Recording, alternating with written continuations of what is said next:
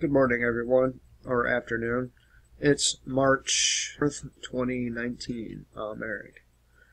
Doug Casey on the year the world falls apart. This is coming from CaseyResearch.com. I've skimmed through this, and it's a decent read. And he has a pretty good track record of making decent predictions. So I thought I would share this with you as I was struggling to think of a topic for today. So here it is. It's totally incorrect week here at Casey Research. We've shared Doug Casey's uncensored insights on topics ranging from the climate change hoax to the next 9/11 type event. But today's essay may be the most controversial one yet. Doug says a disaster of historic proportions is on the menu for 2019, and it's critical to understand what's happening.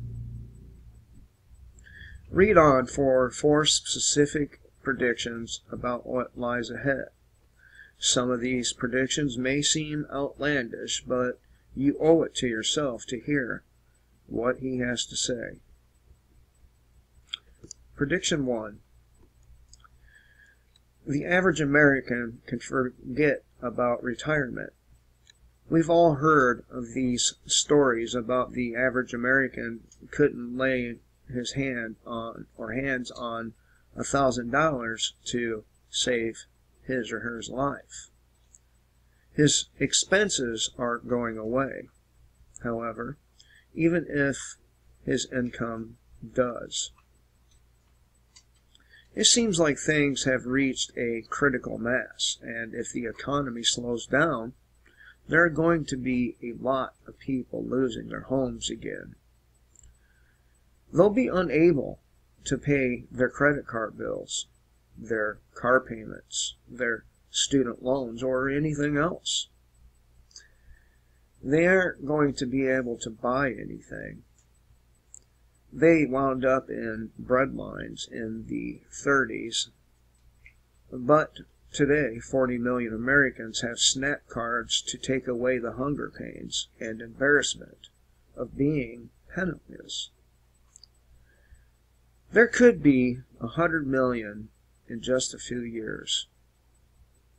I know this sounds outrageous because right now everything is running fairly smoothly. The standard of living the average middle-class American has degraded slowly over the decades, but hasn't yet totally collapsed. But that's the way it is a day before a volcano explodes, or a day before an earthquake, or minutes before an avalanche starts coming down. This isn't a theoretical discussion. Most retirement plans are in serious jeopardy. Many pension funds are already seriously underwater, even after a very long boom. Let me stop right there and add that police pension funds are under serious water. And when they catch wind of this, when they finally understand that their retirement is gone, the likelihood will be that the profession of law enforcement at the local level anyway will suffer a serious blow in the way of manpower. The situation is likely to deteriorate. The stock market is in a bubble. The bond market is in a hyper bubble. A lot of value could disappear very quickly. And the word value is being used loosely here. the stock prices are seriously overvalued. By the time this depression bottoms in today's dollars, I don't know what the dollars are going to be worth. The Dow could trade at 5,000 or less. We're going to see interest rates exceed what we saw in the early 1980s when the U.S. government was paying 15%. From a retiree's point of view, things are not going to improve. It's going to get worse, not better. Savings, if there is any, are going to be attacked from several angles. I don't see any way out of this unless friendly aliens land on the roof of the White House and present Trump with some kind of magic technology. Not going to happen. Prediction 2. A white male privilege tax and other radical tax hikes.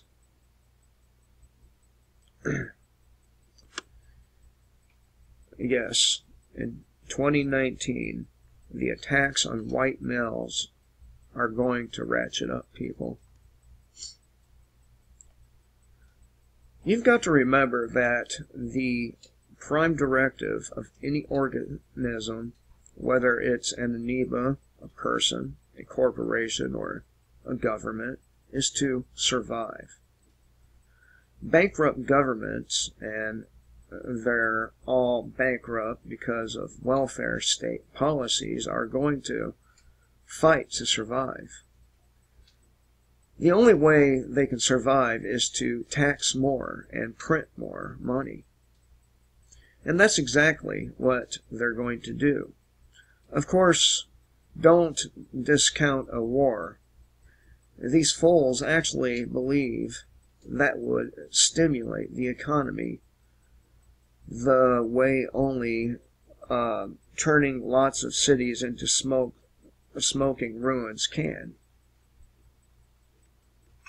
I suspect they'll try to make white males bear most of the burden.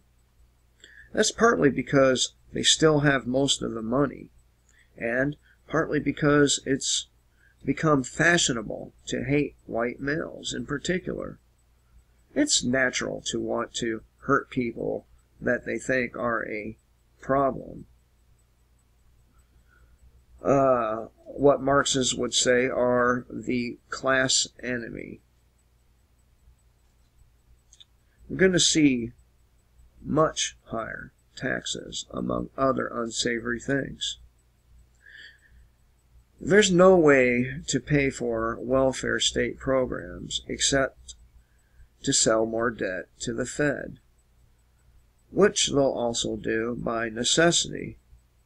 Inflation will get out of control as a result. Of course, you've got to remember that as recently as the Eisenhower administration, the top marginal tax rate was theoretically 91%. The average person didn't pay anywhere remotely near that because it was a steeply progressive tax rate. Nobody did. Frankly, especially the rich, because there were loads of tax shelters, which no longer exists. Hiding money offshore, among other things, was easy. Now, these things are out of the question. Now there's no place to hide from the state. The envy is rampant. How bad could it get? In Sweden, during the 1970s, the marginal tax rate, including their wealth tax, was something like 102%. So almost anything is possible. Of course, they'll raise taxes radically. It's time to eat the rich. Prediction 3. Like Venezuela, socialism will conquer the U.S. Its ideas are already here. First, we should define what socialism is. It's state ownership of the means of production. It was supposed to be a passing stage on the road to communism. Communism is communal ownership of private goods, houses, cars, shops, and consumer items, as well as capital goods. Nobody even talks about that anymore, since capitalism has given most people so much stuff that they don't even have room to store it all. Socialism in the U.S. is likely or unlikely. Governments have found it's much more efficient to simply have the state control capital as opposed to owning and operating it. It's so much easier to just take as much as they want of the profits than blame the capitalist if something goes wrong with delivery of the goods. Forgetting about North Korea and Cuba, there are no socialist states anywhere in the world. What we have instead are welfare states, where the government provides some degree of free schooling, free medical care, free housing, free food, and so on. If not free, then subsidized. The next step is a guaranteed annual income. And by the way, that's coming a lot sooner than people think. A lot more jobs are being lost to AI than people know.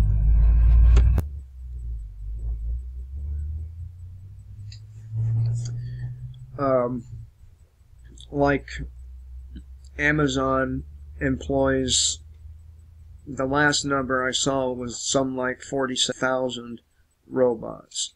I'm sure since then they've added some.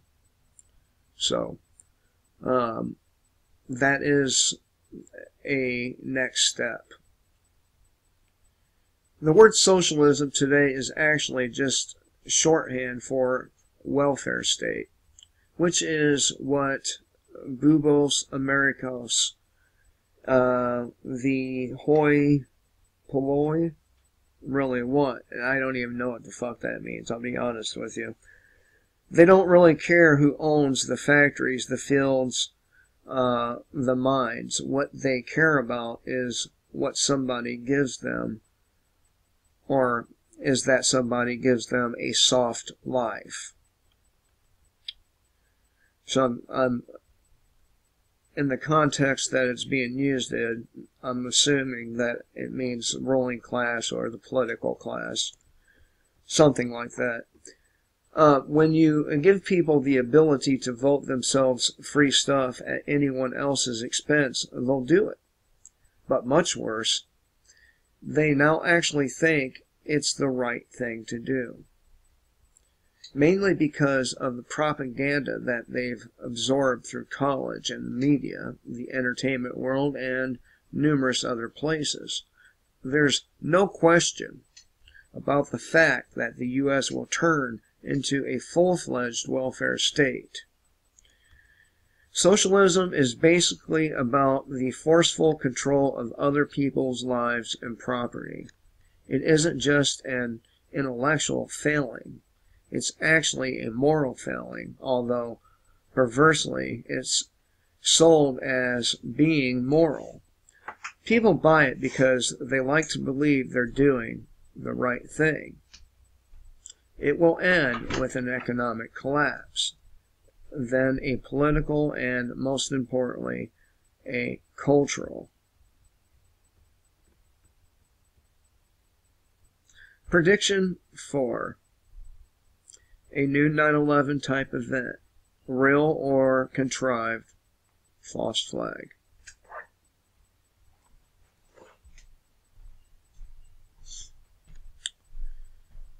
And of course, we should expect it to be a very large-scale false flag. Personally, I think it will be somewhere along the lines of an EMP attack.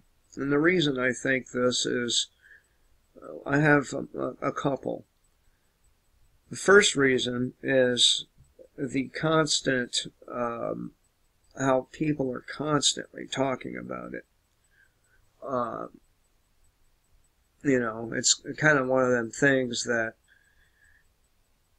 it's become expected.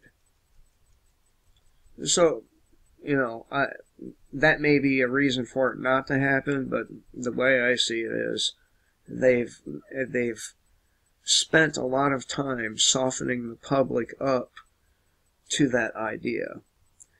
So, and then the second reason is evidence. All the evidence of the Clintons and others' wrongdoing is stored on servers out there in Utah and other places.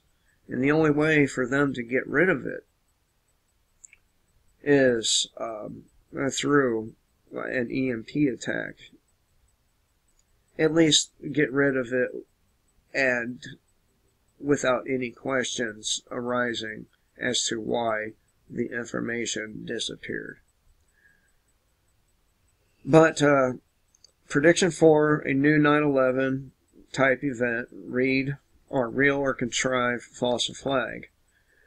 It's entirely possible. It's still completely undetermined what actually happened on 9/11 and who was actually behind it. Well, I think we got a pretty good grasp on who was behind it. I think many people had their role in it, and they were compartmentalized roles. And Larry Silverstein, Dick Cheney, just you name it, Giuliani, all these people had their roles in it. And, of course, you have the Israeli side of it, and then, of course, you have the Saudi side of it. Both of these are allies, supposed allies, to our country. So, if our allies were involved in the attack, then most likely our own government was right there along with them. So, notwithstanding that, considering how the U.S. government continues to provoke people all over the world, there's certainly some group, most likely, he calls them Mohammedans, who decide to strike out against the great Satan. And as 9/11 showed, regardless of who was actually responsible, a very small number of people can have a very large effect on things, especially when the system itself is critically unstable, which it is today. Not just the system, but just the general population as well. I know the masses are all unstable. I was going to say we're all unstable. I don't believe that, but I do believe the masses are. They might do something like Mumbai in 2008. It took only 24 fanatics with ordinary guns. They turned the whole city totally on its head for days. That was extremely cheap, low-tech, and easy. Warfare has always been a matter of economics. Cheap trumps expensive. There are scores of ways to severely disrupt an advanced society for a trivial investment. On the other hand, it's extremely expensive to disrupt a primitive society as the U.S. is discovering in Afghanistan. Anyway, terrorism is an extremely low-cost method of warfare. It will have a gigantic effect. When someone describes or decides to use it in the U.S., 9/11 was just amuse-bosh. You can plan your life around something like that happening again. And I believe that as well. But I think it's going to be much, much, much bigger than 9/11. It's going to be something so massive that it will change the world forever. The world is evolving at the rate of Moore's Law in many regards. Let me emphasize that military technology is changing too. Aircraft carriers, B-2s, F-35s, M1 tanks, and so forth are basically junk. Great for fighting the Soviet Union, which no longer exists. They serve no useful purpose in the kind of battles that are likely in the future. If someone wants to attack the U.S., they're not going to use an ICBM. They're extremely expensive, clunky, and you can see where they come from, guaranteeing retaliation. It's total idiocy that even a maniac wouldn't bother with. Not when you can deliver a backpack nuke by FedEx cheap and on time. Or you could use any commercial aircraft, container ship, or truck. If you want to blame Iran and really whip up the U.S. population, there would be nothing like a small nuclear or radiological attack to do it. It's a pity, since they're a distant regional power with a failing economy who present about zero threat to the U.S. If I were to attempt putting my finger on exactly when the U.S. will go over the edge, I would think the real catalyst might be the next 9/11 type event. I don't doubt it's going to happen, and neither do I. How are we any different than the Germans in the 1920s? They were one of the most civilized, best educated countries in Europe, and they fell into the abyss.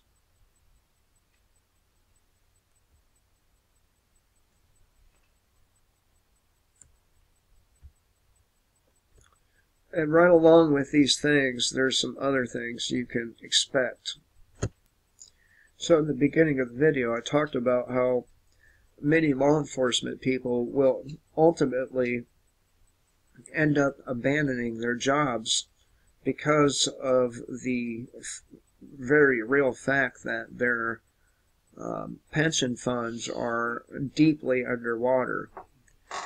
But the ones who do remain, they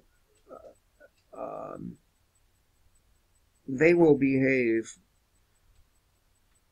in unimaginable ways, and they will take out on the public what happened to their pension funds. And you'll have shit like, cops handcuffing a tiny 16-year-old boy and then beating them to death, or trying to.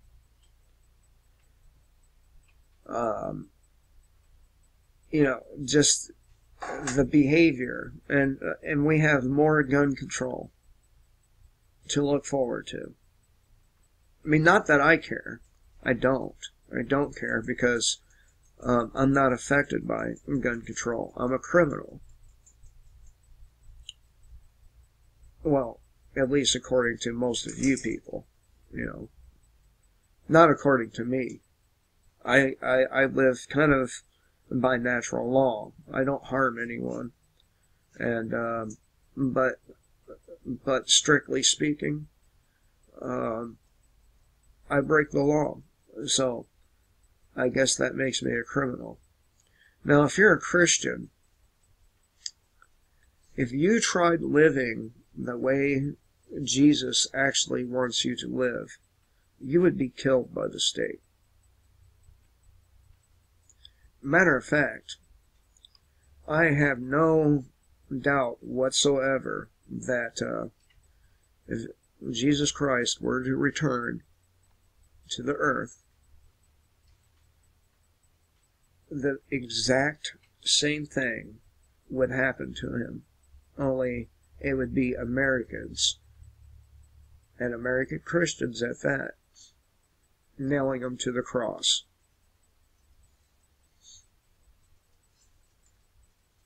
Straight up. Because you tolerate the intolerable.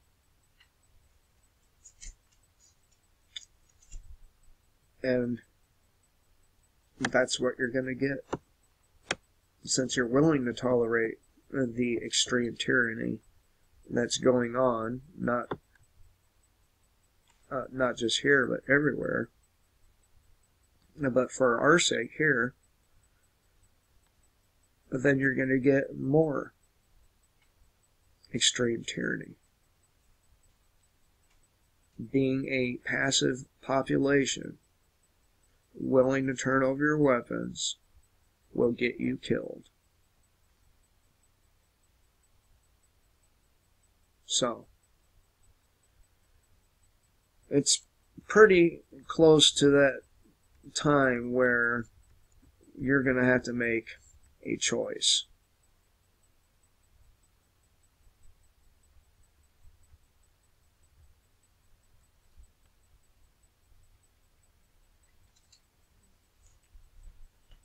Die free or live in direct and brutal servitude, if you're even worthy to them of living. Now, there's a huge place, I think it's in, what's that state? Maryland? Somewhere on the East Coast. And there's this endless rows of armored personnel carriers, UN armored personnel carriers. There's stacks and stacks of overseas shipping containers. There's so much stuff there. It looks like they're preparing for an invasion. So you tell me, is it going to happen if they're preparing for it? Somebody in my comment section a while back said, oh, we're far off from that. Yeah. If they're staging the equipment and they're moving stuff around, and they've been doing this for a while now, it's going to happen. And what are you going to do about it? Anyway, thought I would share what Doug Casey envisions for 2019. He's made some pretty good predictions before, so he could be right.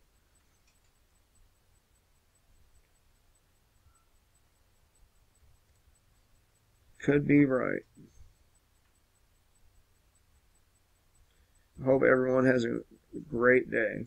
Until next time, kill the state, live free.